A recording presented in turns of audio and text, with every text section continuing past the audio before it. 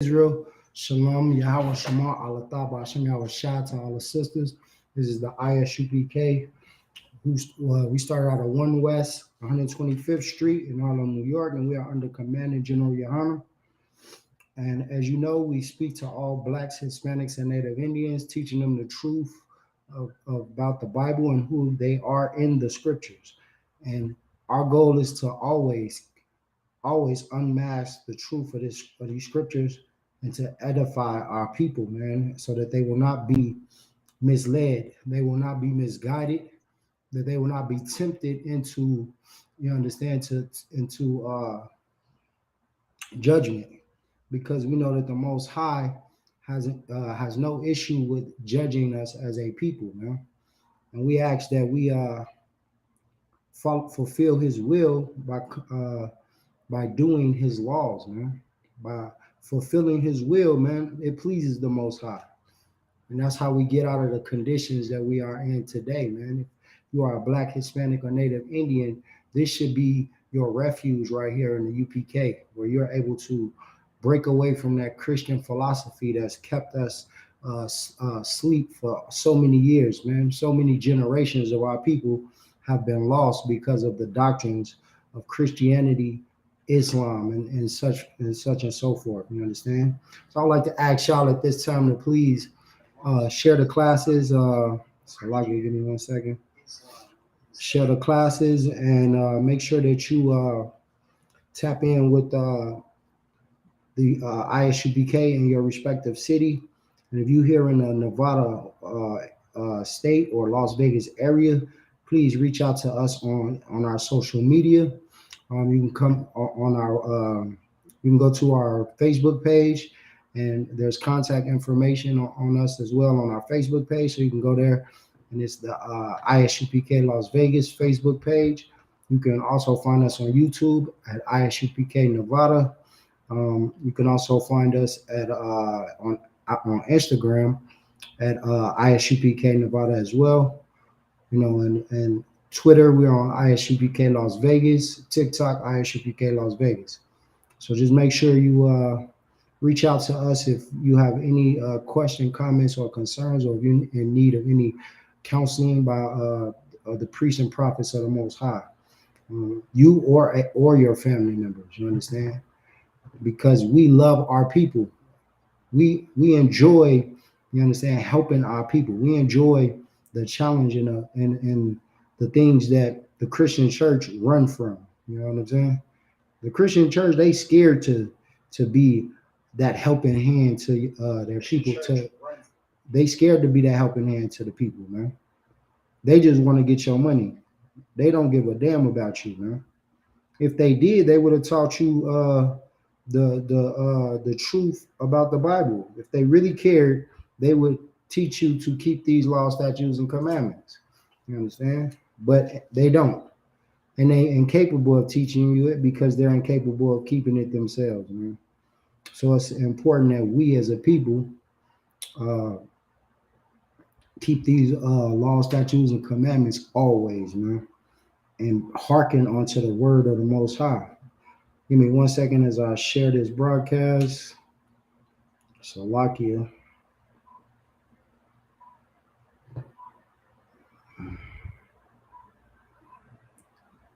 Yeah, and man, this is constantly things that's going on in our communities, in our society, especially in the Black community, that has us shocked, or not. I'm not even gonna say shocked, you know, because nothing is really shocking anymore. But it's eye-opening, man. You understand? You are not safe if you're not in the truth. If you're not following the law, statutes, and commandments, you are not safe. There is no safe haven. You understand? Life is going to be very unpredictable for you. And we all are looking for someone to blame for our shortcomings. You understand? We believe, you know what I'm saying, that things happen because, you know, you're influenced by certain things. The one true influence on us as a people is the one that you don't want to accept as the influence. You understand? Especially black people. Our people do not want to hear that the oppressor who has us in captivity, or hear that we even in captivity, you understand, for that matter, is the reason on why we're suffering from drug addiction, why we're suffering from violence in our community, why we're, you know what I'm saying, aborting our babies at, hundreds of thousands a year. You understand? We don't want to accept that. Shalom, sis, shalom. Dashamaywa. Shalom, sis. Shalom, Officer Rock. Yeah, so we don't want to accept this. We don't want to hear that, man. We really don't. We don't want to hear that, our shortcomings and things that the traumatic experiences that we go through comes from a true devil that's on this earth, man. You understand? Everybody wants to blame Satan. They want to blame everybody but the true devil that the Bible speaks of, man, who's been killing us at a high rate, who's been a goddamn predator to us, you know what I'm saying, throughout the days of our lives, man, who keeps us under his foot, man. And that's the reality of our life, man. You see, you know what I'm saying, every day in our communities, what we got going on. You understand? We're hunted by the police. There's a new police shooting, killing every goddamn month, if not every week. You know what I'm saying? Probably they don't get broadcast, you know what I'm saying, to make national news. Hey, Shalom, Lord of Christ, sir, Shabbat, sir. You understand? There's plenty of things that's happening on a daily, man. You just seen the Met Gala, man. You understand? Which is a goddamn, I don't know if it's a masquerade party. I don't know what necessarily what it is, but you see how black people who's absorbed in that culture, how they effeminize the men, especially effeminize themselves. You understand? You got Russell Westbrook, Brooke, you understand, in a goddamn dress, you understand, and you wonder why. It's just like on Space Jam, this man basketball powers has just depleted. It's because he chooses to be an effeminate man. He wants to promote the feminization of black men to the world. You think what Russell Westbrook from LA, from Los Angeles, I don't know what city he's from LA. Do you think without the influence of the devil, who the Bible speaks of, we're gonna get into that, you understand, influencing him to dress in a dress because that's supposedly high fashion, because that's supposedly, you know what I'm saying, a fashion trend, or it's supposed to be a representation of high class, upper echelon, rich and noble fashion. You understand? That's the fashion of homosexuality, man. And our oppressors and the real devil has a natural homosexual spirit, man. And you see that. You see ASAP Rocky, all of these people that's in this walk of life, you see that they shame themselves and shame our culture by absorbing themselves in the culture of the devil, the real devil.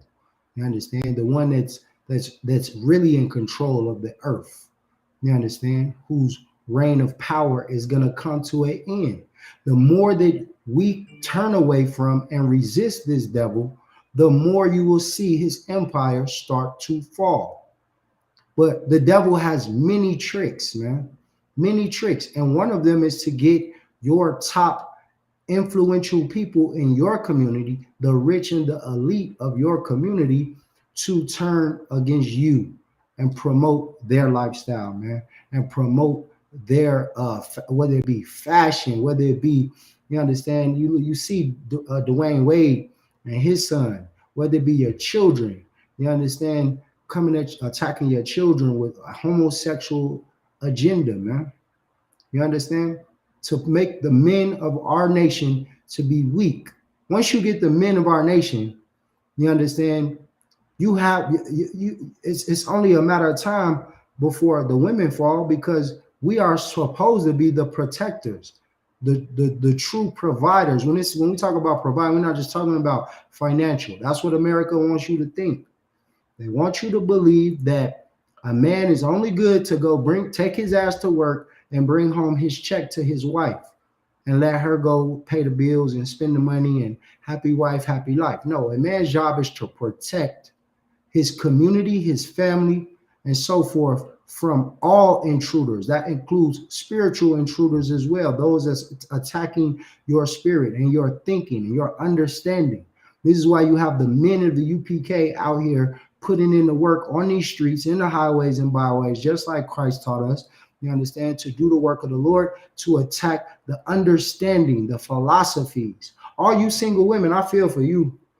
If you're a woman in the world and you single, I feel for you, because what's gonna happen is you're gonna have sex with a man, lay down, try to overcome, you understand, try to overcome that man, and if he doesn't submit to you, you're gonna throw him to the sidelines, and now your children, if you have sons or daughters, will become homosexuals. They will fall for any philosophy, and you will be like, your family will look like the Smiths family.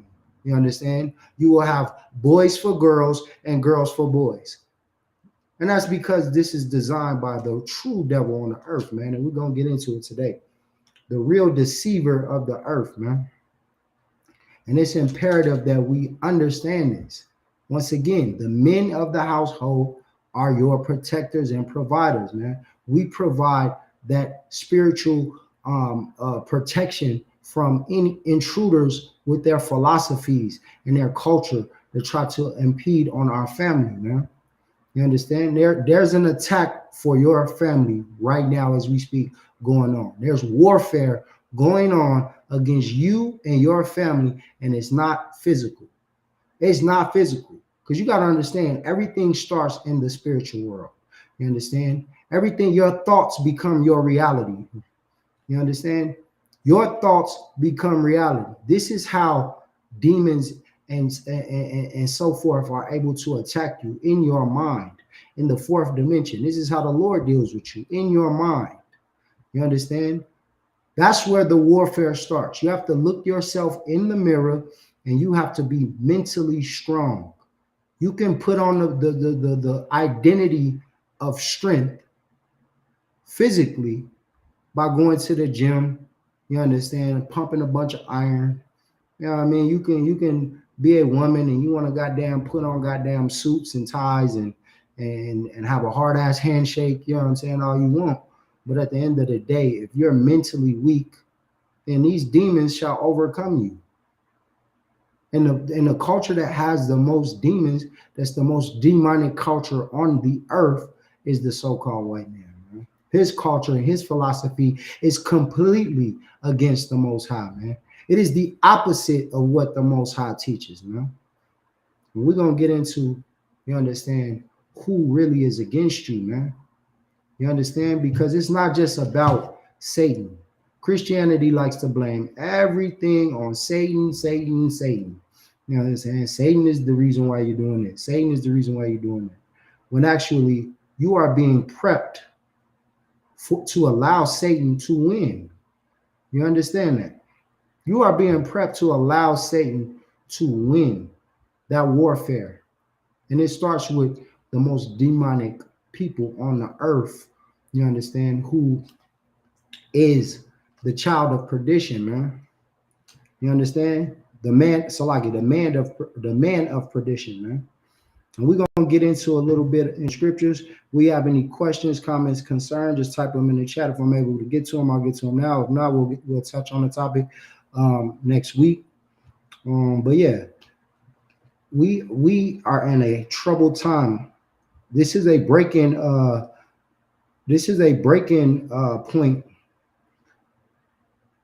This is a breaking point in society right now, man, for our culture, man. This is a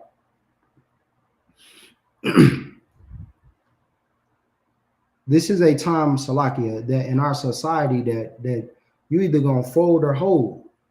This is high time right now. This is an important time on the earth, man.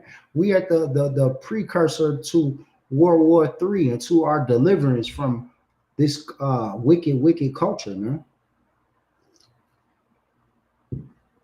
And this is not the time to be indoctrinated with your own ideology or some false ideology. This is not the time um, to be stuck, right?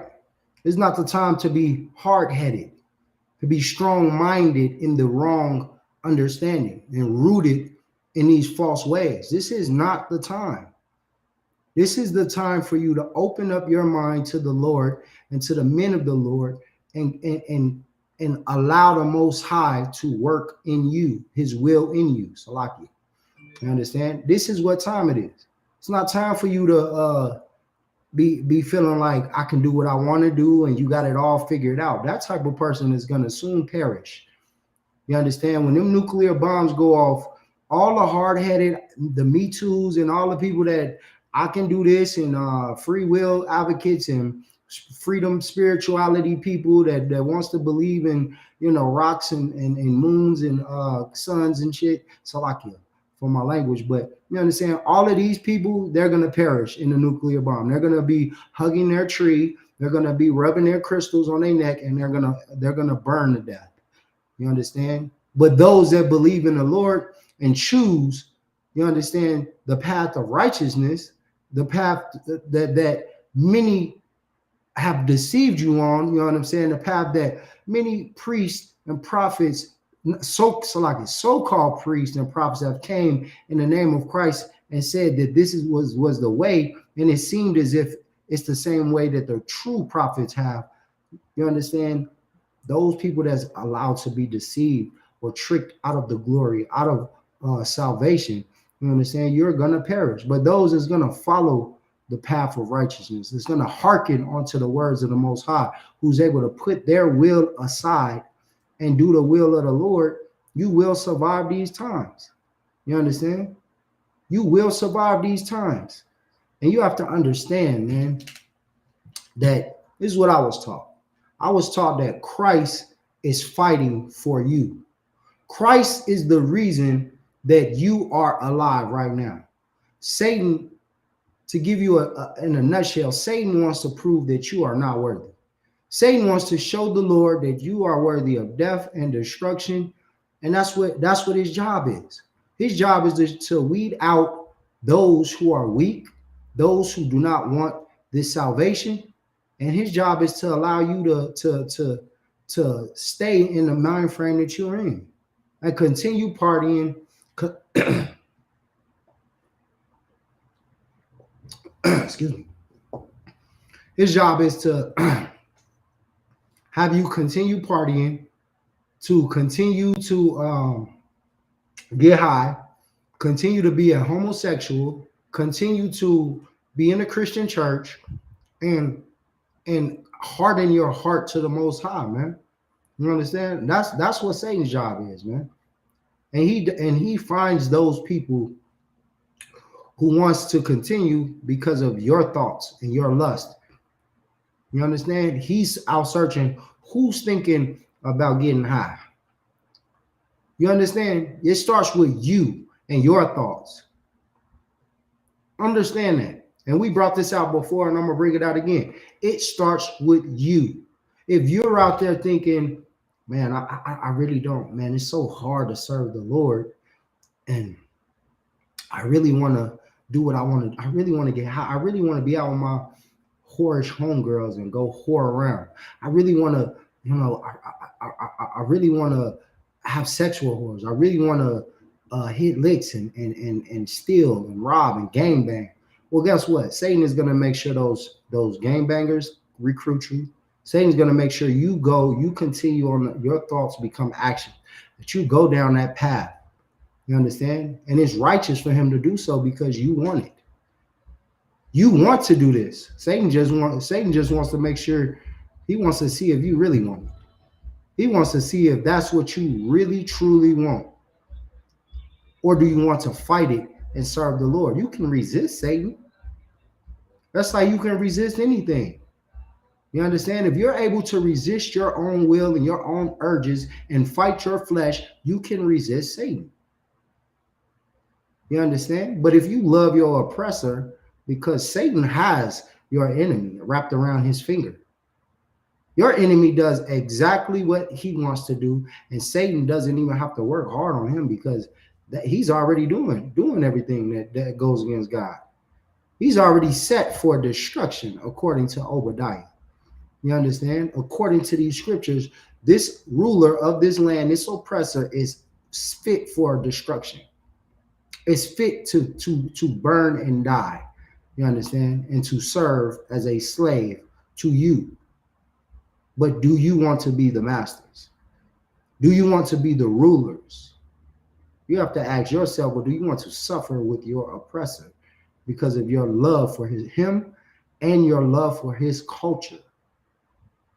This is the question that you got to ask yourself. Are you prepared for this fight? Because you're not going to use, we're not going to allow you to use Satan as a scapegoat and say, well, the devil made me do it. The devil made me do it. You understand? Who you think is the devil, you have no clue who the real devil is. So once again, I'm going to prove to you that Satan is only doing his job. Satan has a job to do just like you do. Just like we are, our job is to resist evil and serve the Lord. Our job is to keep the law, statutes, and commandments. Our job is the service of God, the giving, the administration of the law. You understand? The application of the law. You understand? That is our job. Our job is to be holy brothers and sisters, man, men and women that is separated from the other nations. Our job is to rule over the earth, man, and overcome these curses that's upon our people, man, and to break away from the curses, not get deeper into them. We all have a job to do. You understand? And Satan's just doing his job. And we're going to show you in the Bible who Satan really is, so you don't get into it. Because the Christian church wants you to believe that Satan has reign over the earth, and that, you know what I'm saying, Satan just is at odds, and God, he rivals God, and that he's God's enemy. You understand? And he's a power just like the Most High God. And that's so blasphemous. That's so wrong in so many levels, because the Bible doesn't contradict itself. The Bible doesn't speak against itself. The Bible doesn't contradict itself. You understand? Salakia.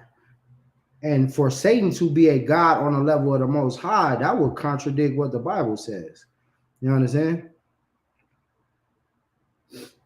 Salakia. Yeah, we don't, and we at Salakia. Let's go to Isaiah. We're gonna go to Isaiah 45:5 so we can get more into this topic, man. Because the Christian church says that Satan is a rival to the Most High, right? So let's see what the Bible actually say. Hey, Lord of Christ, halak. Hey, shalom, Lord of Christ. All right, so let's get into Isaiah 45:5, man. Let's get to that real quick. And let's see what the Bible says, man, about this topic.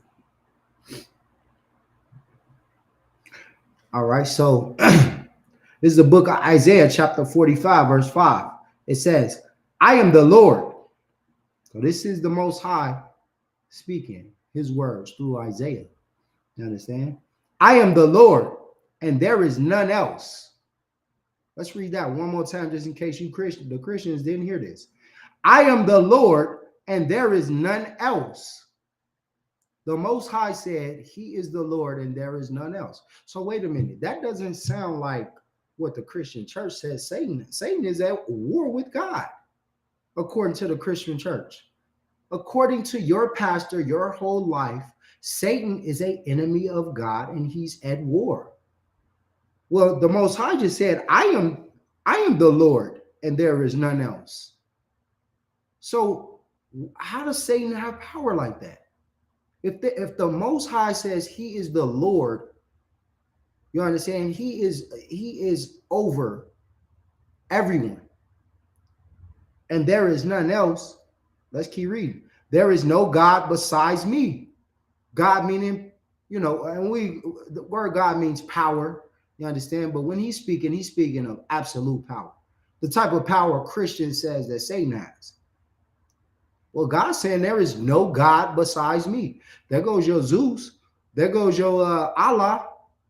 There goes your Buddha, your Shivas.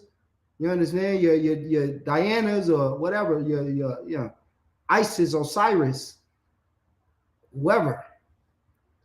God said there is no God besides me. There is nobody that rivals him. That would make, if Satan rivaled God, then he would be a God himself. How is something that is created by God on the same level as God and rivaling our power? When the Bible clearly says that there is no God besides me. I should be strike out for the Christian church, man. If I heard this and I was in a Christian church, I would immediately go ask my pastor, well, how is it that y'all say Satan is the reason why I can't stop doing drugs? Why is it that Satan is the reason why I was molested? How, if Satan is evil and Satan is doing all the evil things on the world, and he's the reason why we were in slavery, he's the reason why people kill and all of these things, then why does the Bible say, I am the Lord, there is none else, there is no God besides me? Do you understand what the Bible is talking about here? This is deep, man. We're going to drop that and go down to verse 7. This is Isaiah 45:7. I form the light and create darkness. I make peace and create evil. I, the Lord, do all these things. Wait a minute. Hold your horses. Did the Most High just say he makes peace and creates evil? But God is impossible for creating evil, according to the Christian church. According to Christians, the devil made me do it. And that devil being Satan, is what they think. When we're here to dispel all rumors on Satan and give you the true insight on who he is and how he is a creation, not the creator. He has no power but what God allows him to have. Satan has no more power than God allows him to have. And he's not at odds with the Most High. He has a job to do, just like you have a job to do. Your job is just very different. Your job is to resist. Your job is to resist evil and do righteousness and keep the law, statutes, and commandments of the Most High. This is what your focus should be. You're so spooked out on the dark. You understand? You think you think you're seeing. My whole time on the earth, I've never seen nothing move that I ain't touched to make it move. You so creeped out at being in that house in which your grandparents died in, or somebody was murdered in, or whatever happened. You're so scared of everything. You understand? You fear things that you do not understand. Well, guess what? This is how you fight fear. By gaining understanding. By receiving the oracles and the knowledge of life. The lights can go out right now. I can hear all type of noises. I'm not gonna be, you understand? I'm not gonna sit around and be like, oh my God, I'm scared. I gotta get to the light. I gotta find light. You understand? Because I don't believe in spookism. You understand? I don't believe in those old ghost stories.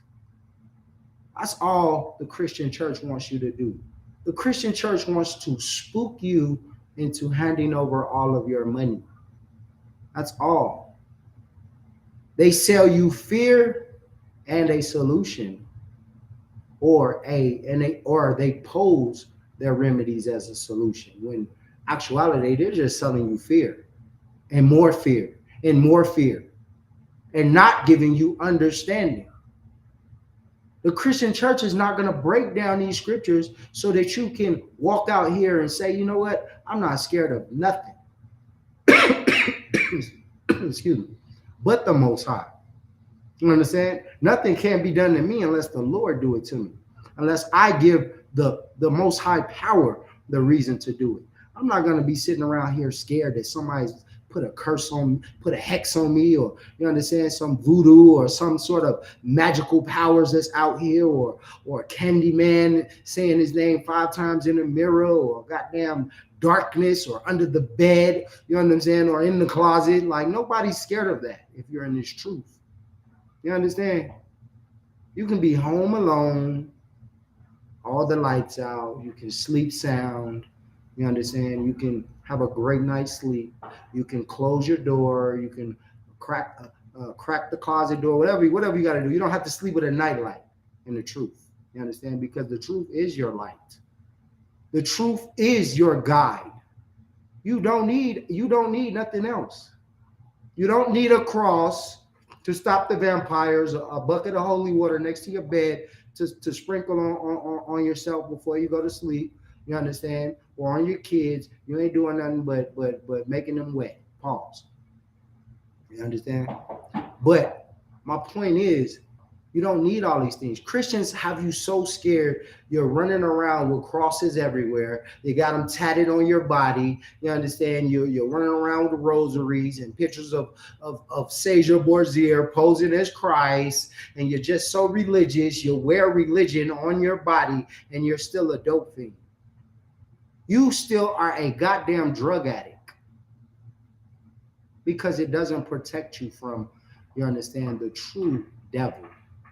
The true devil, those crosses don't work. The true devil, that holy water bounces right off of. You understand? Because he knows this thing is spiritual.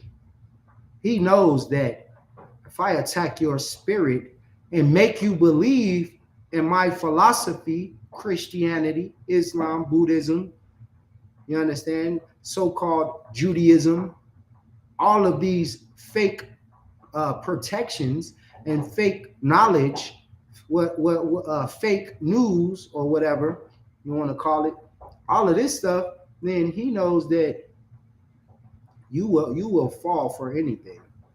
So he can sell you on a spiritual boogeyman because he wants to sell more crosses, right? He wants to sell more rosaries, more statues of Mary. You understand? More of those little candles with the goddamn money signs on them, and with blessings and wealth, and you understand, and strength, all of that stuff at the goddamn Chinese man store, at the Chinaman store that you can get, and you light them. More sage, goddamn, where's sage on the stock market? It's done went up. More people are coming in, saging the hell out their house smelling like goddamn African ashy feet, because they wanna spray sage everywhere. You understand? It's because you are easily fooled. Because if the Christianity gives you the boogeyman and has you spooked, it's the commercial for protection is the Christian church. So you'll be spooked enough to come into their room, empty out your goddamn pockets, and give them all your money, whether it be a Jehovah's Witness, a goddamn whatever form of Christianity you're into.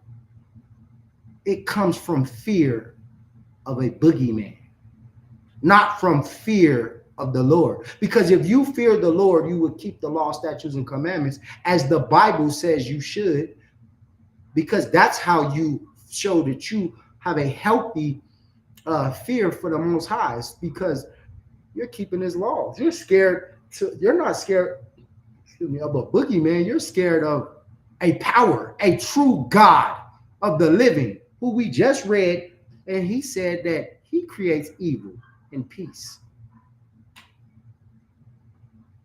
You understand that? And Satan is nothing more than a creation, not the creator, not the author of death that you think he is. Christianity will have you to believe Satan killed people. Man, a baby dies, Satan did it. Satan led that person to kill. That's not true. That is not true. And we're gonna get into it, man. We're gonna read that from the top one more time. Isaiah 45:7, just to give those of you who just tuning in a little insight on what I was talking about. This is the book of Isaiah 45:7. I form the light and create darkness. I make peace and create evil. I, the Lord, do all these things. Right? So that's just a little precursor to what we're talking about, man, when it comes to the Most High. You understand? When it comes to the Most High, man, and how He gets down. So let's get into a story that gives you a rare insight into the fourth dimension, where the Most High resides, man. We're gonna get into that. We're gonna get into that place that you are scared of. You understand where the Lord is, man. Not that you are scared of, but that you don't know of. You understand? So we're gonna go to Job, the book of Job, Salakia. Give me 1 second. Job 1:6.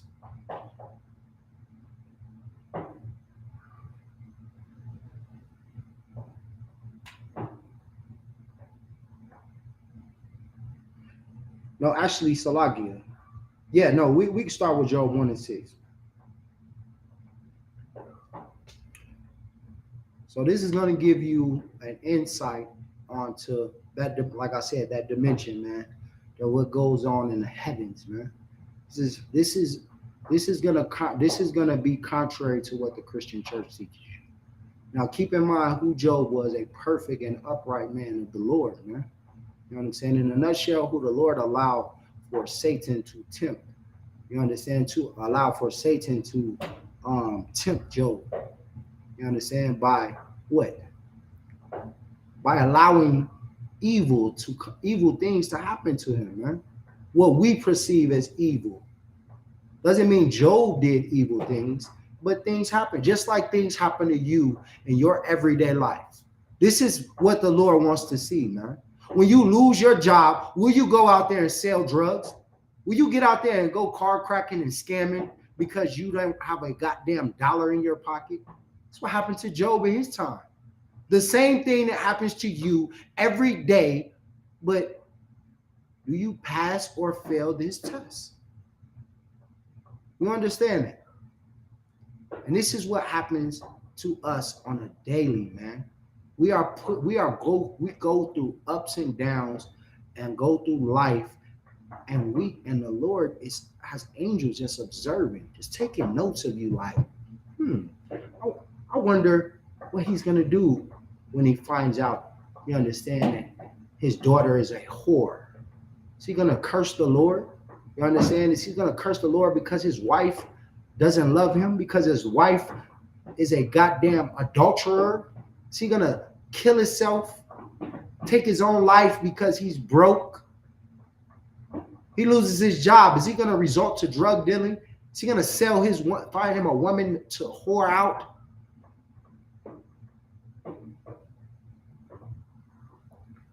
Man, Most High in Christ, Most High in Christ. What's gonna happen if, you understand, you go through some hard times, when your car breaks down and you have no way to get to work, and all your bills coming in. What are you going to do? Are you going to pick up a gun and go rob and go carjacking? Turn on your local news. It's what happens every day. You see it. The weak. Those who can't bear to resist temptation, man. Those who allow for Satan to win. Once again, Satan has a job, folks. Satan has a job, brothers and sisters, man. His job is to see if you're going to be a filthy sinner because your life got too goddamn hard, man, on this earth, man. Because you're homeless. What are you going to resort to? Huh? You're going to put on a ski mask and go stick up the goddamn liquor store for 50 freaking dollars, 50 effing dollars. You understand? For $100, risk your life, go to jail where you'll be goddamn somebody's goddamn little whore in jail. Women, it ain't safe for you to go to jail no more. You understand? So you might want to think twice before you scam and scheme, because there's men in your jail. If you ain't checked the news, there's transgenders in the women's prison that's raping you. Some big burly woman, man, whatever. You understand? He, she, shim, whatever you want to call it, is in there waiting on you. And he's your cellie. And he's going to put you in a goddamn chokehold and take your little box and do what he wants to you, because you're the real devil allowed for him to be in there. This was waiting on you. And if you're a man, you better not go to jail. You know Bubba waiting on you. You understand? The goddamn Aryan Nation is waiting on you. The gangs, all of these things are waiting on you, man. Just for you. Once you thought it couldn't get no worse, once you thought life struggles, you thought it was bad until you wind up in a cell under the full control of your oppressor, man. And he's doing any and everything to you, and all of the wicked people on the earth are right there next to you, waiting on you, and it gets deeper and darker. That's hell. That's hell, being in that condition, man. And our goal is to keep you out of that, man. For what? Because your kids couldn't have McDonald's, because you needed new Jordans. You're going to sell your goddamn soul for some trinkets, because all of the celebrities are rich and they're flaunting their wealth in your face, when you were promised the entire earth if you can resist. If you're able to resist the temptation, prove Satan wrong, and come to the side of Christ and follow Yahweh's footsteps, keep the law, statutes, and commandments, and you shall get the goddamn earth, man. You will have Michael Jordan's, man, your shoes will be made of gold if that's what you want. You'll have some goddamn heathen slave to make them for you and design. You'll be the best designer you've ever seen if you can resist. But if not, if you want what this world has to offer, then there's a jail cell waiting on you, or a goddamn casket, or a corner with a nice dirty curb and a goddamn meal out the trash waiting on you for you to eat. You understand? Because you couldn't control your urges. You couldn't fight your flesh, and you couldn't serve the Lord. This is what you must understand. Job had to endure. And we're going to get into it. Baba Kasha. Give me 1 second. This is the book of Job, chapter 1, verse 6. Now there was a day when the sons of God came to present themselves before the Lord, and Satan came also among them. Oh my. The sons of God. In this instance, the sons of God, you got to remember the context, right? This is talking about the fourth dimension. So these are the angels. You understand? These are the angels, man. The sons of God in this context are the angels, came before the Lord in heaven before his mighty throne and presented themselves. What they had to show? They had to show what answer to show what have you been doing? Present yourself. Something much like in the UPK, you understand, when we have to present ourselves and the works that we've been doing. The sons of God has to do that before the Lord in heaven, man. The angels have to present themselves and show exactly what they've been doing. And it says Satan came also among them. But wait a minute. Doesn't the Christian church teach that Satan and the Most High is at odds? They're beefing. They got beef. You understand?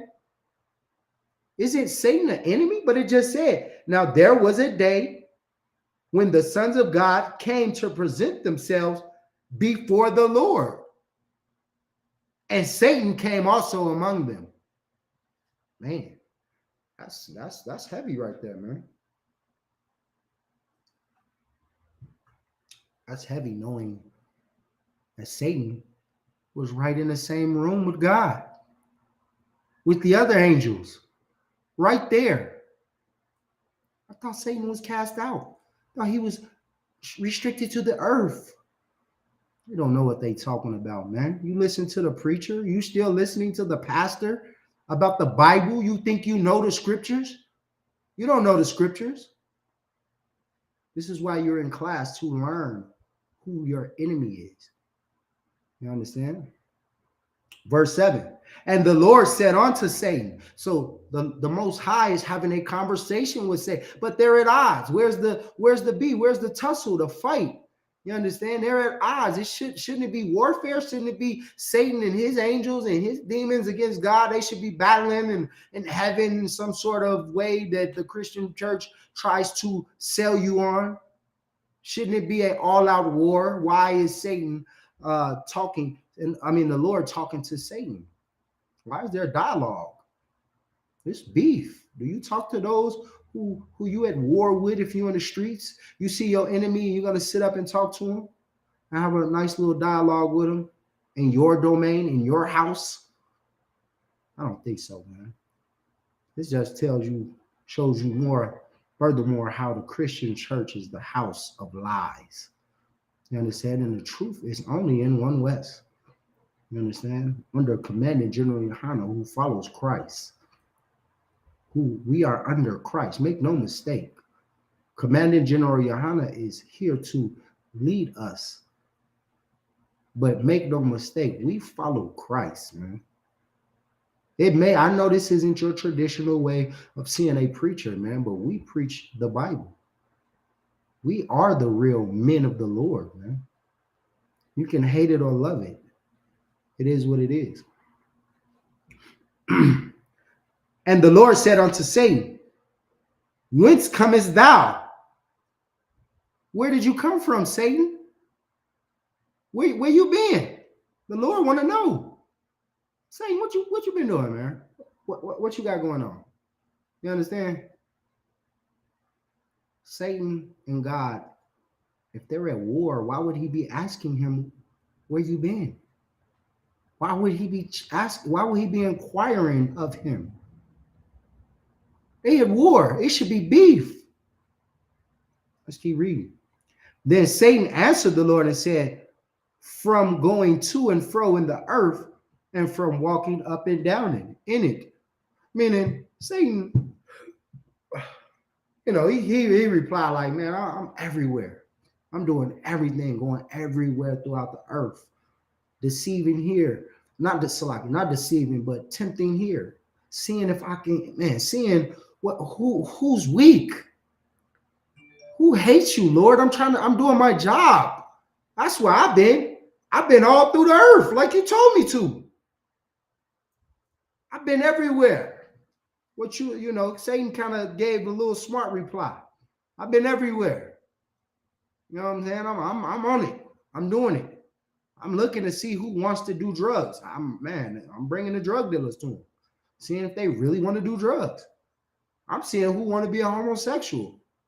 You understand? I'm making the white man put homosexual images on the TV screen. I'm even putting it in. I'm making the white man put it in Disney. You understand? I'm allowing for him. I'm trying to see who wants it, who wants to go against you, God? That's what Satan's thinking. I'm trying to figure out who wants to sin, who hates you, Lord. That's what I'm doing. I'm doing my job. I've been everywhere.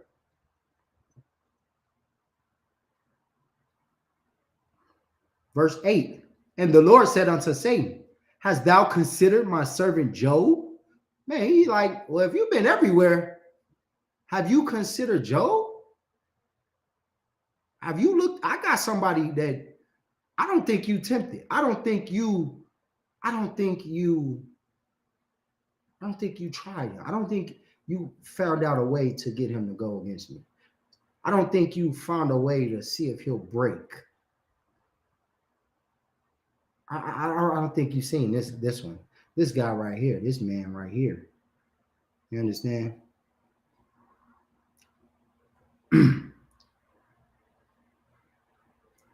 So let's start that from the beginning. Verse 8. And the Lord said unto Satan, hast thou considered my servant Job, that there is none like him in the earth, a perfect and upright man, one that feareth God and escheweth evil. Man, that's heavy right there. This is us. For those of you that's in the truth, man. Don't get it twisted because you're in the school thinking that Satan ain't coming to see if it's his job. The Lord is asking him, if you've been everywhere on this earth, to and fro, like you say you have, Satan, well, why haven't you found one that is perfect like Job, who's an upright servant who fears the Lord and stays away from evil? He doesn't do it. He loves the Lord. Why haven't you found him and seen if he was weak? Why haven't you tempted him? Why haven't you found a vice that Job loves more than God, man, like you do? Because let's look at it from who we are. You understand? For some goddamn reason, our people love pork more than they love God. That double whopper with bacon just for the life of you is more powerful than the Bible. Man, I've never seen it.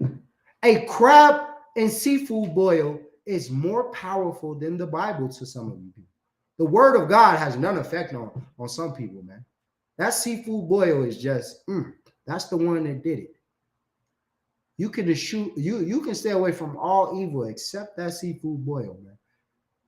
If you put goddamn shrimp in it, man, they must be serving shrimp at the Christian church. They got to be serving it during the goddamn, before they pass the collection plate. They must pass a plate of shrimp around to get you guys to go against the Most High. They have to, because it's something in pork and seafood and shellfish that you can be right there on the verge to say, you know what? I think I'm gonna follow the law statute. Oh, I can't eat that. All right, never mind. You know, I just got to have it. Job didn't do that. Job stayed away from all of that. He didn't eat the shellfish. He didn't smoke weed. He didn't get high. He didn't sleep with whores. You understand? He didn't lust over married women. You understand? He wasn't a homosexual. He stayed away from all manner of evil, man. So you mean to tell me if Job can be perfect, this is another thing. Let's read that again. We're going to start from, has thou considered, this is the book of Job 1 and 8. Has thou considered my servant Job? There is none like him in the earth. A perfect and upright man. First off, the Christian church says nobody's perfect. The reason why you can't stay away from shrimp, crab, and lobster, a seafood boil, and you have to get high is because nobody's perfect. But the Bible just said Job, he wasn't Christ. You understand? He wasn't Christ. So if they said Job was perfect, why can't you be perfect? Oh, I forgot. A little pork, a little bacon, pepperoni pizza is the reason why you can't be perfect. Oh, I forgot. You got to get high. You got to do marijuana. It's the new medicine. You got to do it. You have anxiety. You understand your vision. You got a little cataract in your eye. You got to get high. You got to smoke. You understand? That's why you can't be perfect. And plus, you listen to the Christian church. They told you nobody's perfect. Nobody can be perfect. Well, Job was perfect.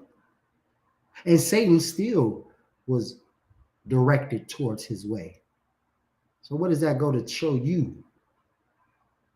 You're not even half the man Job was. So how do you think Satan looks at you? He looks at you as you're easy. You're an easy target. Job was somebody he had to think about, like, well, damn, you're right. I haven't got to this man. This man right here the Lord must be protecting him. You understand? Because this man, he ain't thinking about nothing. I couldn't get him. You know why Satan couldn't get him? Because Job didn't think about evil. Job wasn't thinking about ways around the law on how he can figure out how to sleep with white women and white people in general, sleep with other races, interracial marriage, like a rock brought out yesterday in his class. Job wasn't trying to think of a roundabout way to get high. You understand? And do Percocets. You understand? Constantly, and pop pills and oh man, I got a toothache. I need 2 Percocets. You know what I'm saying? Just because my tooth hurting. You understand? I can't sleep at night. I need to get high to go to sleep. Job wasn't thinking like that. And the Lord still allowed for Satan to come his way. Just so think about yourself and who you are and your weaknesses and why it's so easy for you to stay wrapped up in wickedness. It's because you're not even trying to fight off your lust and your desires of this worldly, wicked world. You know? You're not even trying. Job stayed away from it, and Satan still was allowed to come and attack Salaki, not attack, but tempt. You understand? Because Satan can't do nothing that you don't want to do. He wasn't gonna. You thought he was gonna get Job, but let's see. Let's get to it. Then Satan answered the Lord, verse 9, and said, "Doth Job fear God for nothing? Does Job fear God for nothing?" Meaning, like, Job don't fear no God because it ain't nothing, you ain't gave him a reason to fear you. You know what I'm saying? You ain't did nothing to where he know. It's like you gotta look at yourself, right? Some of us, we came into this truth because we soon realized we've tried everything to break out of these conditions that we in, but we wasn't able to do it because at some point you realize, like, man, this is God doing this, allowing for this to happen. Not doing anything so like it, but allowing for, you know what I'm saying? Like you sitting there thinking, like, man,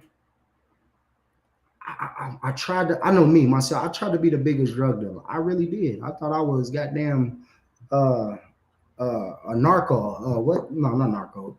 Yeah, I thought I was on narcos, but Escobar. You understand? I thought I was trying to be a cocaine goddamn cowboy, a weed goddamn connoisseur. I thought I was gonna be all of that, man. But the Lord allowed for me to see that I ain't working for me. I'm not being successful in this type of life. There must be a bigger purpose for me in my life rather than get high. You understand? You're sleeping with these whores, you understand? And it's not working out. It's not going good. That's what the Lord showed me. And I listened. That's what I slowly became fearful of the Most High and realized, you know what? I'm not doing what I'm supposed to do. And this is the Lord is showing me I'm one step away from death.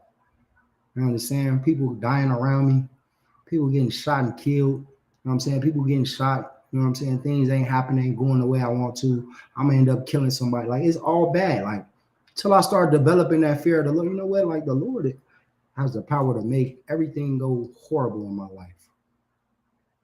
And this is what Satan is talking about. Does Job fear God for naught?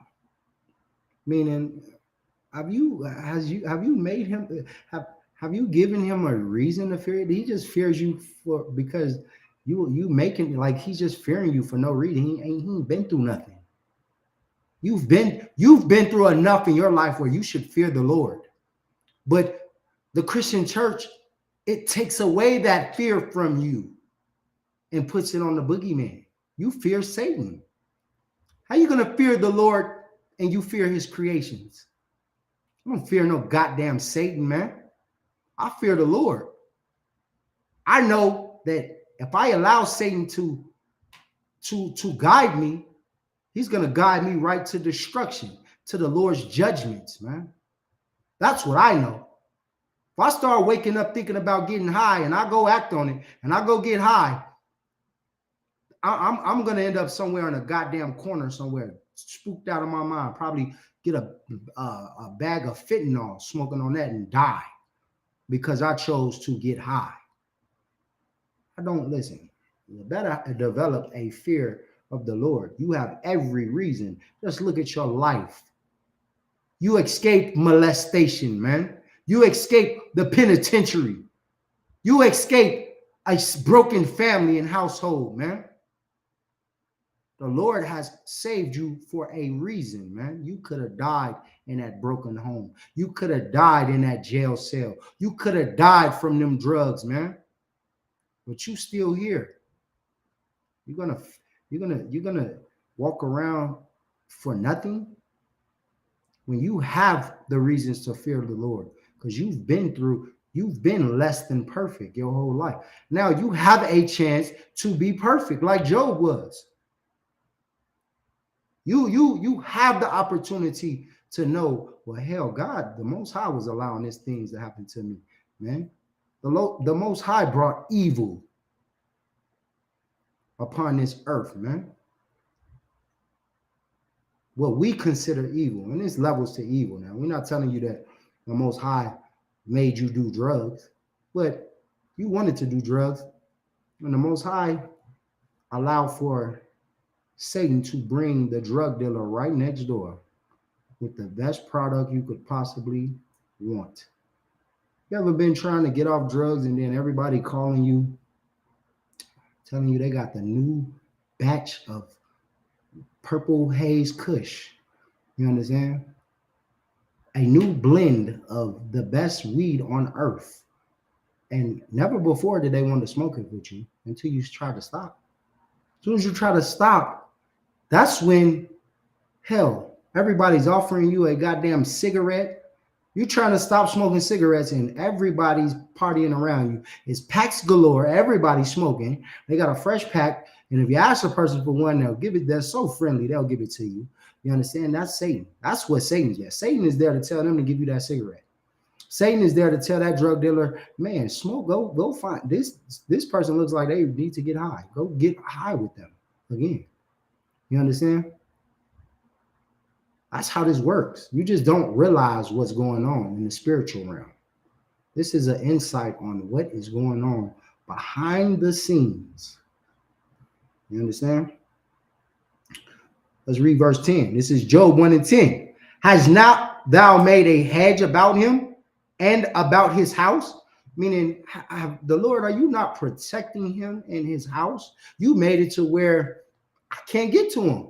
This man is not thinking nothing. Nobody in his family thinking about doing evil. He's ruling his house with an iron fist. You understand? He's embedded in the laws. He's doing everything right. There's no way for me to get to him, man. You protecting him. Aren't you protecting him? This Satan damn near getting smart with the Lord. Aren't you, man? You protecting him. Talking about some dead eyes. Go get him. How am I gonna get him? You protecting him. This is what you want Satan to be thinking about with you. You want to be thinking, you want Satan to say that when it's time for the Lord to say, has he visited you?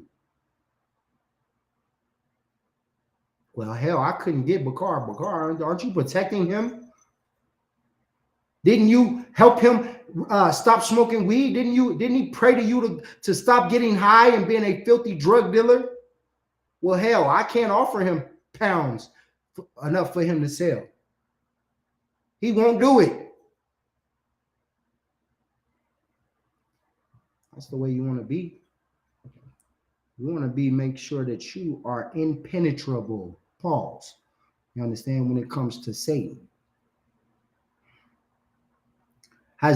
Read that from the top. Has not thou made a hedge about him and about his house and about all that he hath on every side? Thou hast blessed the work of his hands, and his substance is increased in the land. Meaning, man, this man Job was a cold brother, man. He was somebody who the Lord loved, man. He was blessed. He had everything. He increased. He was rich. You understand? He didn't need nothing. Good man. He feared the Lord. Did everything right. You understand? Satan looked at him and said, well, damn, you're giving him everything. You've blessed him, so he served you so honorably. There's no way I can touch him. Verse 11. But put forth thy hand now and touch all that he hath, and he will curse thee to thy face. This is the most important scripture right now that we've just read. Because this is you. Satan said, but put forth thy hand now and touch all that he hath. Salaki. Yeah, and touch all that he hath, and he will curse thee to thy face. This is what Satan thinks of you, man. He says, if you remove that protection from these people, man, and this goes for all blacks, Hispanics, and natives, man. You remove, you take his job away. Allow for him to lose his job. Take away your mercy that you're showing him, man. Make that white man fire him. Make that white man come to his home, falsely accuse him, and put him in jail. You understand? Make his life a living hell, and I guarantee he will curse thee to thy face. This is what we do every day. When you're in a bad situation, first thing, God don't love me. Ain't no God. If it was a God, why are we suffering? Why are we going through this? Why me? Why I don't have a nice car? Why I don't have a nice house? It ain't God. God, what God? You got to get it on your own. Ain't no God. Y'all sitting there praying to God. You know what I'm saying? For what? You better get out here and get it. Worry about you and yours. Worry about you and your. This is what you do every goddamn day, man. You out here worried about you and yours. Forgot about the Most High. You curse him to his face when you should be dead somewhere for breaking his law, statutes, and commandments, because the wages for sin is death. And you sin against the Lord every day. Go against him. And this is what Satan thinks of you. Satan thinks if the Lord don't give you mercy, you shall surely curse him to his face because you're weak. Satan looks at you as some weak creation that the Lord loves, and he just looks and says, "They're all my victims. I can get them all if I want. If you take away your mercy, I'll have them all. Go put them through something. I guarantee they're weak. They'll curse you at the minute you go through it, the minute they go through it. The minute things don't go their way, they don't get the job they want, they don't have the money they need, they don't have the food they want to eat, they'll eat anything. You take away a meal and throw pork in front of them, they'll eat it all and curse you to your face. This is what Satan thinks of you, man. He thinks you're weak. He thinks the Lord is protecting you too much and is giving you too much mercy. He has a mission to prove his job is to get us all to curse God to his face. Are you going to allow him to win? He has the whole white race under his wing. You understand that? He has the heathen nations to help him because they don't serve the Lord. They wasn't given the law. You was. He's like the police. The police, they're allowed to lie when they talk to you. That's in the law. They're allowed to lie to you to get you to incriminate yourself. They're allowed to do it. They're not playing by the same rules. Satan has at his disposal the heathen nations, man. That white man right there, man, he's gonna put in your music all of the wicked things that he want that'll get you to turn against God. Right there in the music. Just go turn it on. Get high, sell drugs, pop pills, have sex with whores, be a whore, twerk it. If he broke, don't be with him. What you need a man for? Have sex with him, then leave him. It's all in the music. It's on your TV screen. Men on men, women on women. Interracial marriages. Get money. Live your life, YOLO. It's everywhere. He has all of this at his disposal. All you have is us. In the word of God. An example of Christ. An example of the prophets and the men before you that's found in this Bible, man. Are you going to use it? You don't even open the Bible. How are you going to know how to stop Satan from winning? You can't. Because you're weak. You're too weak to be in this truth. That's why you choose to just ignore the Lord. Satan don't even have to fight. You don't even have to fight to get you. You give in. You ball up when you see Satan. You in a fetal position, crying on your knees, weak, submitting. Because you're too weak to serve the Lord, man. You're too weak to resist. And Satan knows it, and he thinks it of everyone. And we're out to prove in the ISUPK, under Commanding General Yohana, we're out to prove Satan wrong. That we are worthy of salvation, man. That we should get the glory. That we do deserve to inherit the kingdom of heaven, man. This is what we about, man. We out to prove him wrong. We're not going to let the devil that the Bible speaks of, the so-called white man, rule over us and trick us out of our reign, man. Out of our kingdom, out of our inheritance, and replace it with judgment. It's only two things you're going to get. You're either going to get a judgment or you're going to get the kingdom, man. Simple. It's not no in between. You cannot believe in God all you want. You're either going to catch a judgment or you're going to get this kingdom, man. It's one or two things, man. You ain't going to win. You in a situation where it's not really an option, man. The latter part, the opposite of the kingdom is death, man. You don't understand that. It's not have your cake and eat it too. You understand? If your eyes ain't on the kingdom, then you staring at a grave. You understand that? Satan will win. He will win. His mission, he's right here in Job, speaking with the Lord, giving all access, all reign upon whoever he wants. If he can tempt Job, and he's allowed to do whatever to Job, we're going to read about that. You understand? This is what the Lord says about, you think he said this about Job, think what he says about you. This is just an example. This is why we read the scriptures, man. But put forth thy hand, Salaki. Verse 12. And the Lord said unto Satan, behold, all that he hath is in thy power. Well, wait a minute.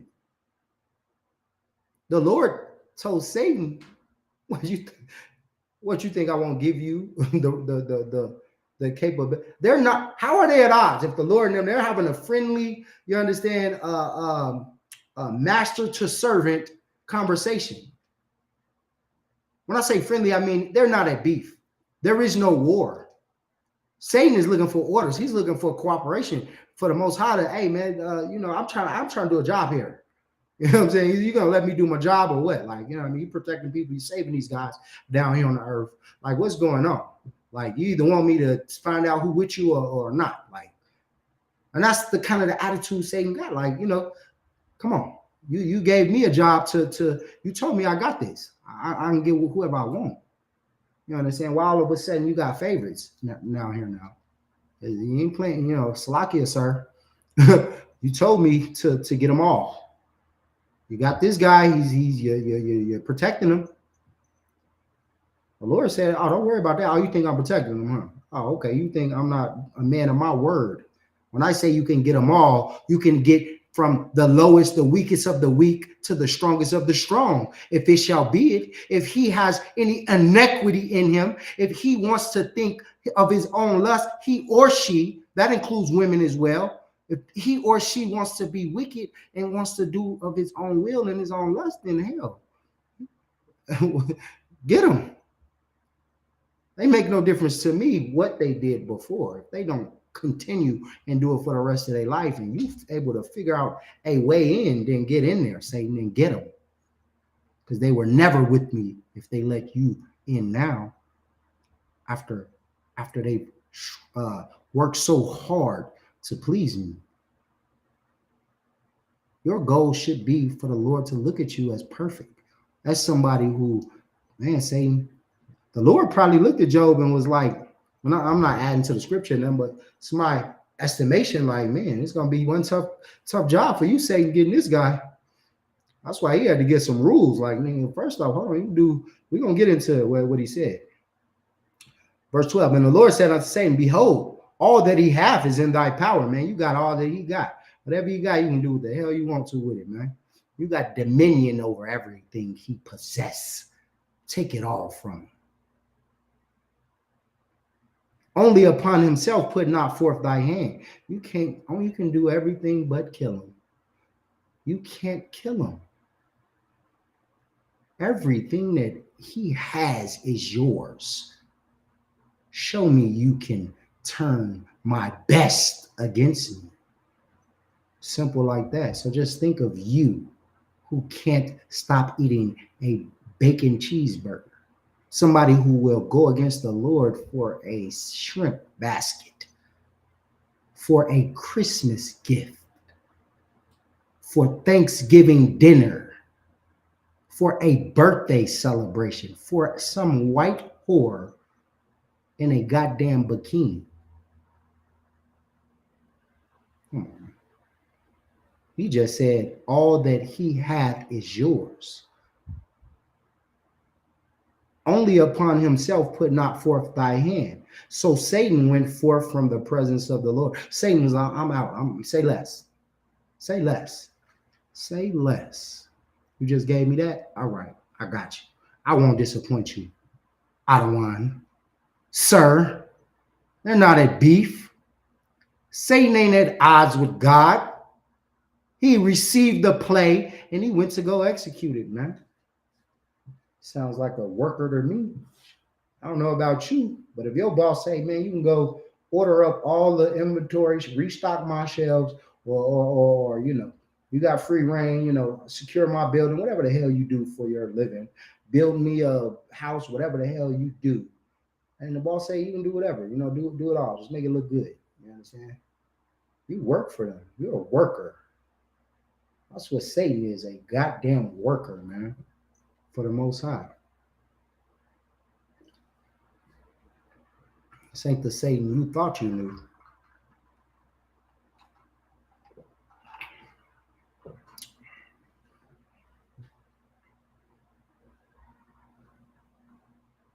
And we can get it. I mean, we can play out. If I'll give you a chance. We're gonna move on for this. I'm gonna give you a chance to just go on, finish reading the rest of this, find out what all Satan was allowed to do to Job, and understand that Job, went through it all. You understand that? Just like you're gonna go through it all. The point of the story is to show you the relationship that Satan has with the Most High. And Job is the example that you are. He's no different than you, except at the time he was better than you. He was someone who stayed away from evil, was considered perfect. And the Lord allowed all of these things, gave Satan that privilege, was privy to destroy everything but his life, but take his life and cause him to die. So think about Job next time you're, going through something, you're in a bad spot, and you grow weak. And just know that it's just Satan trying to do his job. You understand? That's it. He's doing a job. He has a job to do. You understand? It's not personal. It's business. You understand? We're gonna drop that. So like you. Let me see.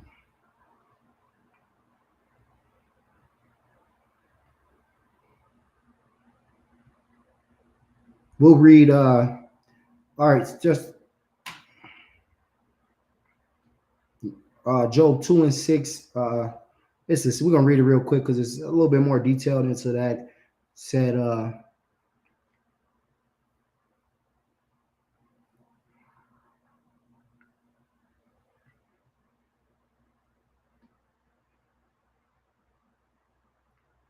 verse 6, it says, we'll start at verse 3. And the Lord said unto Satan, this is 2 and 3, just to recap, we're going to go straight through all these scriptures. And the Lord said unto Satan, hast thou considered my servant Job, that there is none like him in the earth, a perfect and upright man, one that feareth God and escheweth evil, and still he holdeth fast his integrity. So like him, although you movest me against him to destroy him without cause. And Satan answered the Lord and said, skin for skin, yeah, all that a man hath will he give for his life. You understand? But put forth thy hand now and touch his bone and his flesh, and he will curse thee to thy face. Meaning, if you give him something hard enough, you understand, he will curse you to your face, man. You touch his flesh and his bone, you understand, you go a little further, you know what I mean? He'll break. You understand? Verse 6, and the Lord said unto Satan, behold, he is in thy hand, but save his life. Verse 7, so when Satan from the presence of the Lord and smote Job with sore boils from the sole of his foot unto his crown. Verse 8, and took him a potion to scrape himself withal, and he sat down among the ashes. You understand? So,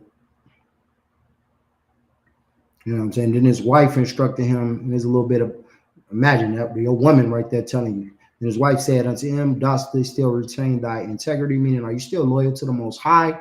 You understand? Curse God and die. Meaning, like, just curse the Most High. You trying to be loyal to the God. Look what happened to your God. Look what happened to you. You know what I'm saying? Just curse him and just go ahead and die because he's not with you. You understand? But Job, being the strong man that he was, this is how you resist evil, man. Verse 10, but he said unto her, thou speakest as one of the foolish women speaketh. What shall we receive good at the hand of God, and shall we not receive evil? This is what you should think, man. This is deep right here of what Job is saying, man. He's saying, what shall we receive good at the hand of God, and we shall not receive evil? Meaning, think of all the things that you receive that you love. Like once again, everybody wants to think of God as some genie, some goddamn make a wish, and he come through and he bless you. And everybody want to talk about, oh man, God bless me with this and with that, man. I just got a new job, man. Ooh, thank you, Jesus. Thank God for this. Thank God for that. And you receive all the good things. But when that bad time comes, you understand, you must expect still the hard times to come. Even though you receiving blessings and the Lord is merciful towards you.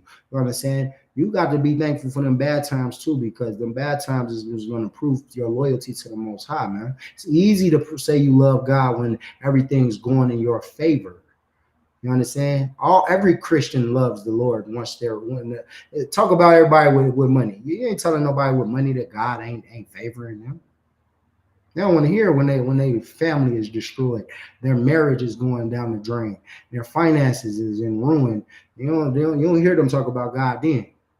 They ain't thinking about God at that point. They trying to get out the mud, get out that negative, that red zone. You know what I'm saying? On their own, they might sell dope, weed, crack. You know what I'm saying? Rob, steal, kill to keep that blessing going. They ain't gonna turn to God.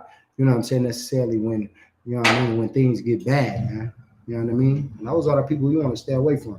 You want to be someone who you thank the Lord when you got good things going your way, and when it's going bad, you want to be praying to the Most High for more mercy and get deeper into these scriptures. Examine yourself. Look at yourself in the mirror and say, what the hell am I doing wrong? Am I doing You understand? What have I done? You know what I'm saying? Or maybe I've done nothing. Maybe God is just testing me. Let me get through this. You understand? Let me get through this. Let me hold strong and serve the Lord deeper. Let me go to every class. I was doing one class a week. Now I'm doing 10. Now I'm doing every class. You know what I'm saying? Let me read my Bible more. Let me gain understanding. Let me be a better brother or sister. What can I do better? You understand? Instead of looking at God and say, see, God don't love me, man. God don't love me. You know what I mean? I ain't no God. I ain't no God, man. Look, why I'm going through what I'm going through. Stop crying and, gird yourself up and weather the storm. You know what I'm saying? And in all this did not Job sin with his lips. So we're gonna drop that Job example, which was an excellent precept, man. And we're gonna get a little bit more. I think we'll do a part 2 to this for time's sake. If I don't get through all these scriptures.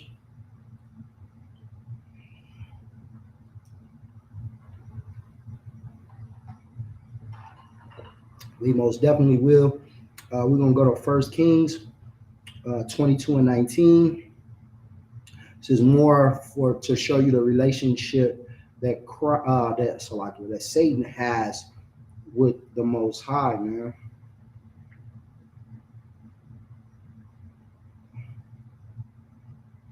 And showing you a little bit more insight on what goes on in that fourth dimension in the heavens, man. You understand? We showing you these are rare looks inside in the Bible where we show you what the Most High, what goes on in that dimension that we are not a part of. You understand? Give you a look, an inside, in-depth look on how things carry out on the earth, man. Translate from the heavens, man. This is something you want to ponder on. You want to think about. You want to think about, you know what I'm saying, these scriptures, man, because things are gonna go left in your life, man, and you got to understand, man, how the Lord works. You got to understand what's happening in that spirit world, man. It's things you can't see. You don't know these spirits are coming upon people and people coming in and out of your life and what they trying to do and what their goal is, man. They can come in form of your family, man. They can be you just seen with Job. Nothing was off the table. You understand? Nobody was off the table. The kids, the wife, dog, your dog gonna turn on you. Dog start, shitting all over your house. You gonna curse God? You know what I'm saying? Your dog gets sick and about to die, and the dog ain't acting right, whatever. You got cattle start dying. What you gonna do? You know what I'm saying? You gonna go against God when you lose your job, you know what I'm saying? Your car start acting up, you ain't got a car to get to work. Nigga, you got to weather the storm, man. What you gonna get out here and do, man? You gonna go hit you a lick? You gonna go sin? You gonna go sin and get deeper into the wickedness, or you gonna weather the storm and serve the Lord deeper. You wanna get deeper into the truth. You understand? That's what you wanna do, man. So we're gonna get a little bit deeper into it. This is 1 Kings 22 and 19, man. All right.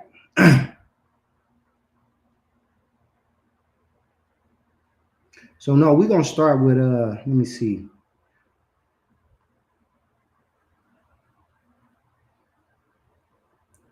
So this is just a story of one of the kings of Israel, man, and him, going through a tough time. You understand, where he was searching for answers onto certain things with the kingdom. You know what I mean? And we're not going to really get deep into the story, but this is just how the Lord was able to affect what happened on the earth by using Satan. You understand? To affect this king. You understand? And how things happen. This is, you want to use these examples, not necessarily, just for what happened, as you want to understand these things, that these things can happen to you, and they happened then, and they are still happening to this day. You understand? The Lord does not change his methods. It's just nothing new is under the sun, man. Like, you got people the Lord still got to get up out of there. You understand? This is somebody who the Lord had to get up out of it as a king. You know what I mean? But this is how he was led to his death. But this is the counsel. This gives you an in-depth of the counsel of death. You know what I'm saying? It happens on this earth and how people die. You understand? There's a counsel that happens in heaven, you understand, on how you're going to die, man. Think about how deep that is. Think about them sitting there and talking about how you're gonna who's gonna go down there and convince him to go in that liquor store at that day and that moment in time when they're gonna send somebody else with a spirit on them in that liquor store to kill everybody. You understand? Who's gonna lead you to that car accident? You know what I'm saying, on that expressway when you thought you should have took the 95 and you take the 215. You know what I'm saying? That day you were led, you know what I'm saying, by spirits that you didn't even know existed because your Christian pastor don't arm you against this stuff. You were just getting high, smoking weed, making all the money in the world. Next thing you know, you hop behind the wheel one day. It could be a day you were sober. You didn't get high that day. Hop behind the wheel one day, and that was your last day on earth. But just know that the Lord led you, allow these spirits to lead you to your death, because this is your judgment. This is how judgment is executed, man. You being led to go wherever, wherever the Lord needs you to do, whatever the Lord needs to happen to you for your punishment, man. Whether it be you to die on a hospital bed and then goddamn, whatever, man. Get into a fight. You know what I mean? It could be, think about how many people just argued over dumb shit. And next thing you know, they're dead because of a dumb argument. Where you lay down, you met some whore, and that whore led you to be robbed and killed out of a night of sexual encounters. You know what I'm saying? Or you as a woman being led to the wrong man, and that man killed you because he's a demonic man that's possessed with demons himself. You know what I'm saying?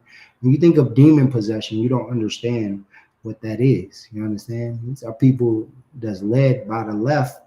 We're gonna get into I'm gonna break this scripture down, man. These scriptures down, but we're gonna start with 1 Kings 22:19. And he said, "Hear thou therefore the word of the Lord. I saw," this is a vision, right? "I saw the Lord sitting on his throne, and all the hosts of heaven standing by him, on his right hand and on his left." So in heaven, man, the Most High is on his throne, and he has the host of heaven, which is a host is another word for saying an army. You know what I'm saying? A host, a large number. You know what I'm saying? A large army. You know what I mean? So all the hosts of the heavens, meaning you got angels, right, that's sitting on his right hand side, which would be angels that could protect you. You know what I'm saying? They got various different duties. Then you got some on his left hand side. That's on the left side. That's the angels of death that will come down and destroy you. You understand? Will enter somebody or something, anything. It could be shit, a goddamn angel of death in a tornado headed your way, an earthquake. You know what I'm saying? And knock over the goddamn ceiling fan and fall over on your head while you're in your house. You know what I'm saying? A sinkhole open up and you fall in it. Who knows? You know what I'm saying? You walking on a job site and fall to your death. You know what I'm saying? In construction, whatever. Being electrocuted by lightning. You know what I'm saying? Whatever the judgment that the Lord has for you, there's an angel on that left side that's in charge of that. That's deep. Verse 20. And the Lord said, "Who shall persuade Ahab?" This is the king that we're talking about. King Ahab, that the Lord, that was an evil king of Israel, that the Lord needed to die. You understand? To be no more. Right? And this is the Lord saying, remember this. The Lord said, "Who shall persuade Ahab?" Meaning what? Who shall convince Ahab, right? That he may go up and fall at Ramoth Gilead. You understand? Who's gonna convince him to fall? Think about that. Think about you always want to put yourself in these predicaments. You get what I'm saying? You want to put yourself in them shoes. If the Lord's saying he needs you to go, you've sinned, his mercy is done with you. You understand? He's done he's gave you enough time. Your time is now. The Lord is not going to give you for an endless amount of activity to see. When we talk about grace, and we'll do a breakdown on grace if y'all want, but grace, as anything, it runs out. And we always say this is a famous break. Grace is just like your bills. They'll give you a grace period. Your rent due on the 1st, your grace period is to the 3rd, the 5th. They'll give you 4 days, 5 days. Then they start the eviction process. You know what I'm saying? Then you're done. Right? Your light bill's due. You got 10 days to pay it. You don't pay it, they tacking on more charges. They get to the point where, all right, we tried everything. You just got to get your lights cut out. This is the Lord telling you, like, your grace ran out. We've had enough. We let you run. You showed you're not going to change. You're going to continue to be a goddamn. You just love beef. You love bacon too much. You love pork too much. You're tired of it. Just die. Who's gonna get them to? I want, I need him to die whatever way. It doesn't matter. Who's gonna go down there and make it happen for me? This is the Most High. Who's gonna lead you to your death because you ate too much pork? You celebrated too many. You love. You see the Christmas spirit on your face. It's too happy. You're smiling too much at Christmas time. Yeah, you're at Christmas and you're enjoying this too much.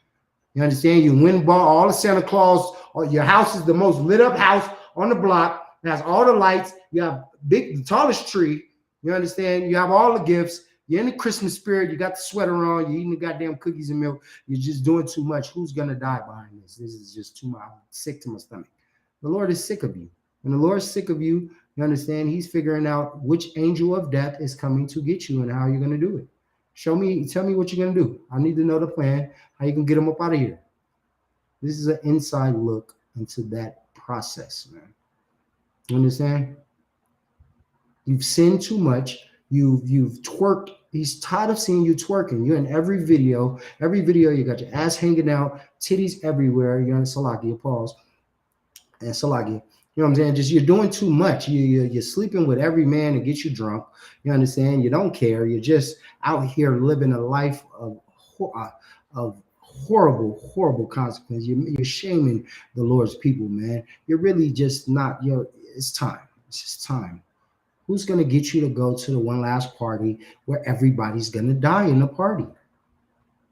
You're going to be at the party where they're going to have the gangs meet there. That's where the gang rival's going to come and shoot up everybody. And you're going to be running for the exit. And the Lord is going to figure out a way to make sure a bullet goes in your direction. It'll be one shot. It'll be quick. You'll get shot in the goddamn arm and die. You understand? Something that you thought you would survive. Oh, you shot in the leg. You died from a leg wound. You understand? Or you'll be at the doctor. You'll develop breast cancer because you like to show them titties. He'll cut one of them out. You'll be one Salaki, pause, Salaki, one big titty, one little titty. You understand? You'll be Biggie Smalls for the rest of your life. You'll have a padded bra on one side, and because you just love showing those off. You put them in everybody's face, and now they gotta go. Salaki.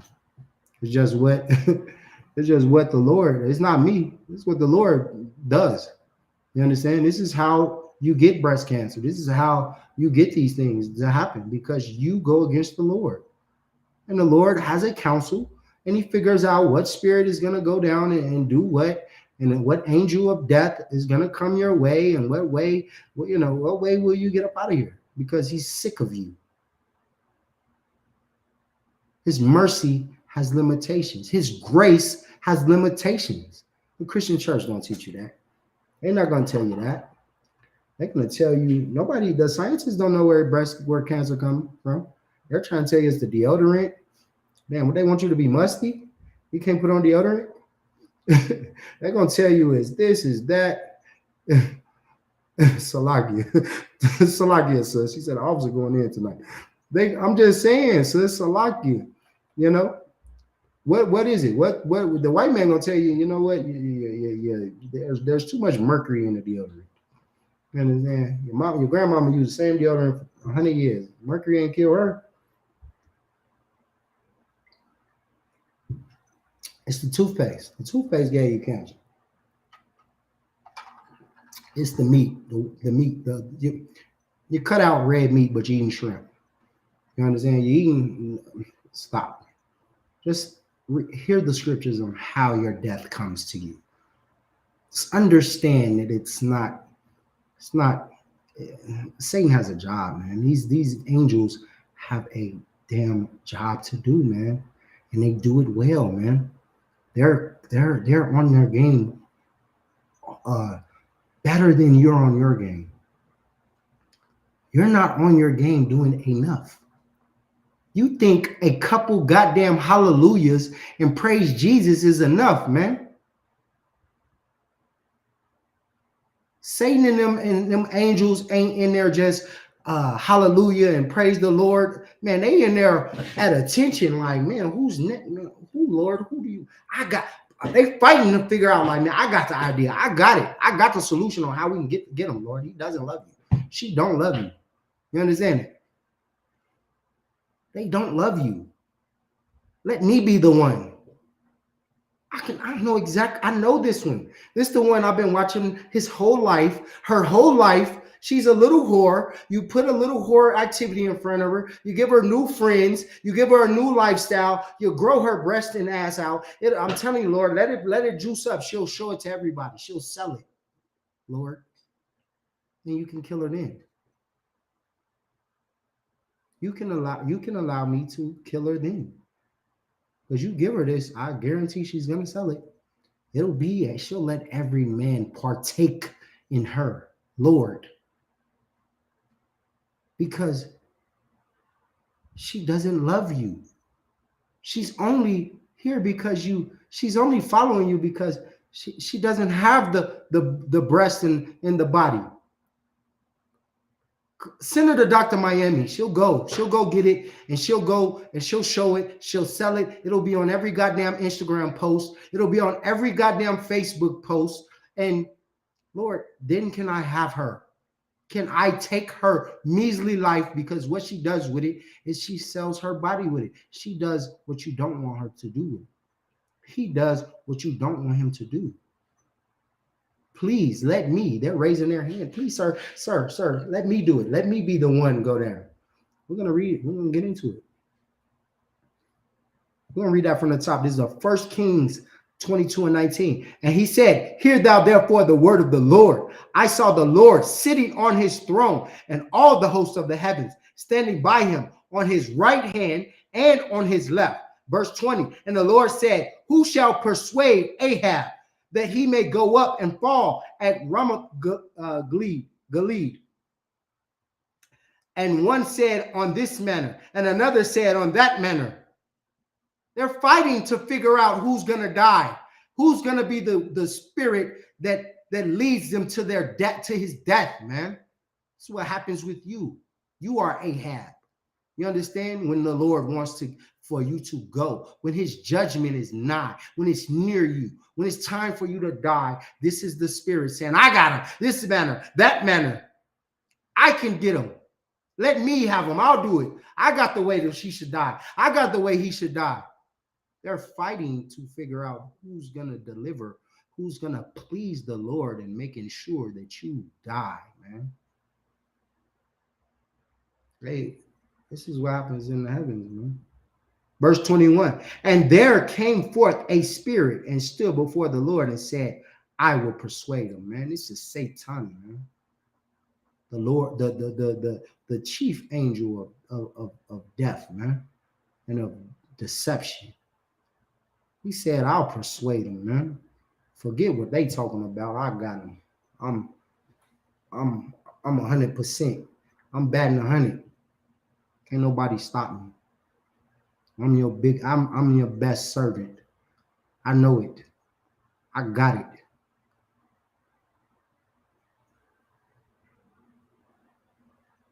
And the Lord, verse 22, and the Lord said unto him, wherewith? And he said, I will go forth, and I will be a lying spirit in the mouth of all of his prophets. And he said, thou shalt persuade him and prevail. Also, go forth and do so. The Lord said, I like that. What are you going to do? You're going to trick them? This is you. You believe in a Christian church. The Christian church, the spirit of the lying spirit that killed Ahab, you understand, went to your pastor and said, I'll persuade them. The laws are done away with, man. You can be a whore. You can be a homosexual. You understand? The Lord hates the sin, not the sinner. And there you go, being led to your death. That lying spirit to your so-called prophets. You will follow in the footsteps of Dr. King instead of Christ, man. That's what the angels said they'll do. They'll raise up a Martin Luther King and give him the gift of gab. They'll elect an Obama and give him the gift of gab and let you talk you out of your goddamn kingdom, man, out of your salvation, man, right into a judgment because you were looking for it anyway. It's what you wanted anyway, man. You didn't want life, you wanted death, man. You were wicked. You hated the Lord. You hated his commandments. And they just said they'll give you Pastor T.D. Jakes to follow, to keep following, Joe Osteen. They'll give you Martin Luther King, Malcolm X's. They'll give you the conscious community, Kemet. You know what I'm saying? Brother Polite. They'll give you all these people that's going to keep you doing exactly what you want to do. You understand? And you'll never come into the truth. You'll never serve the Lord. You'll never figure out how to stop what's coming. Because they'll put a lying spirit on the earth. And your best friend's here. Girl, go ahead. Why are you trying to cover? You gonna let that man tell you to dress, how to dress? That's your friends. That's the angel of a lying spirit. And don't listen to your husband, your mother, your father telling you don't obey no man. You your own person, man. Be yourself, man. You don't follow Commanding General Yohana. You're a fake Israelite, right? Who chose Commanding General Yohana to lead the nation, man? Where is he at in the Bible, man? That's them. It's the same spirit on the earth, teaching and lying and leading you right to your death because you don't want the truth. You don't want to be obedient. You don't love the Lord, man. And the Lord knows it.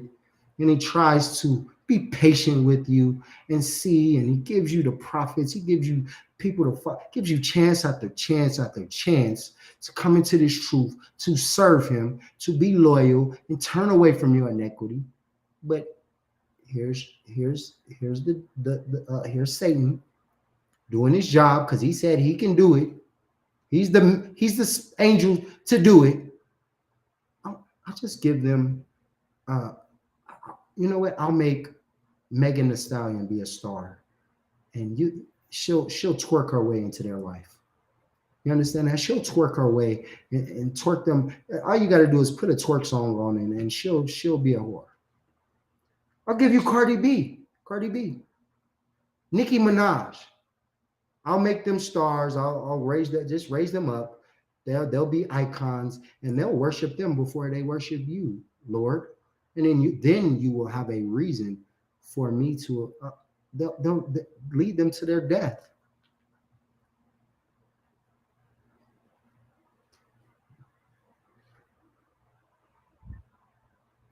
Verse 23, now therefore, behold, the Lord hath put a lying spirit in the mouth of all of thy prophets, and the Lord hath spoken evil concerning thee, man. And he did what he said he was going to do. And if you drop down, you understand, and Slovakia, let me see where the end, where he has died. You know what I'm saying? Just you keep reading. For time's sake, we're gonna move past this. You keep reading it, you understand, and you will see Slovakia that this person died, ultimately went to his death. What played out in the heavens played out in the earth. You understand, as it was supposed to happen, and the same thing happens to you every day. Your family members, your loved ones, they listen to bad advice. They choose to do what they want to do and live an alternative lifestyle and just be wicked. You understand? And break the law, statutes, and commandments. And therefore that spirit, you understand, is in their homeboys and in their friends, is in the commercials, it's in the music, it's everywhere telling you to sin, sin, sin, sin. You understand? Go against God. You understand? Reject the words of the prophets, reject the Bible, reject the ISUPK. Don't listen to Command and join, start your own group. You know what I'm saying? The one that allow you to rape women, allow you to sleep with white women, allow you to do drugs. You understand? Just learn that you're an Israelite and get high while you're doing it. All of these spirits will lead you to your death because Satan's job is to deceive you. Satan has taken on that responsibility to be the one who will put a lie in your head and make you think that you're doing the right thing, but yet you're leading yourself right to God's judgment, man, to the judgment of the Most High. And it most certainly will happen. And it's going to come to you. And you know the rules of the Bible. The wages of sin is death. The goal of these workers of iniquity, these people, the goal of Satan is to make sure that you sin. Not because you don't want to sin, because he wants to figure out what way can he get you to sin. He knows you want to do it. He knows your flesh is weak. He just needs you to follow your flesh and to give in. He just needs you a reason, man. That's it. Let him in one way. You let him in one way, and he got you. And that's what his goal is. His goal is to get you. He don't give a damn if it's through your family, your mother, your father, your children, your job, your car, your house, your landlord, your goddamn light bill, your whatever. Doesn't matter how he's in there. Once he's in there, you're done. You're destroyed, man. You're destroyed. Let me see if I got a little bit more for time's sake. We're going to drop that. You get the point of that, man.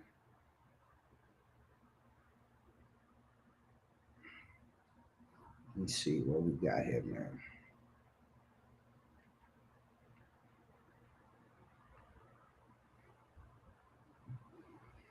This is this speaks on this. We're gonna bring this scripture out because this is heavy, man, because you're not gonna survive these times without the men of the Lord, man. Satan knows your weakness. And the number one weakness is you don't have a leader. Your leadership is weak. You understand that? Satan is on his job doing what he's supposed to do. But if you have strong leaders, they're going to protect you from him. It's not the Lord allows him to do what he needs to do. We've proven that. How are you going to stop it? You must stop it through your leadership. There has to be men that's greater than you, that's going to guide you and prepare you for when he attacks your spirit, man. For when his temptations become too much for you to bear alone, man. You must rely on the brother, the sisterhood. You understand? You must rely on those out there that's on their own. They're doomed. You don't have it. You don't have no one that's going to protect. You're going to go to your mother, the same whore that screwed everything that came in front of her, and left your father for a new man because she didn't like what he said. Come on, man. Who are you going to go to? Your best friend who can't keep a man? Or your friend that's the gangbanger, the drug dealer? You understand? Who are you going to go to? You don't have anybody. And Satan knows it. And it makes his job easier because you're just a lone sheep that strayed away from the herd with no shepherd because you've forsaken him. And now the wolves are running in packs. And you're just relying on your legs to run you away from a pack of wolves right into the darkness where you can't see. The wolves' eyes are trained to see through the night. And you're just waiting right there looking like supper for them. All because you chose to disregard. You chose to do your own thing. You want to be like everybody else. Gang of individuals in America with the devil, the Bible speaks of, guiding you straight to the wolves.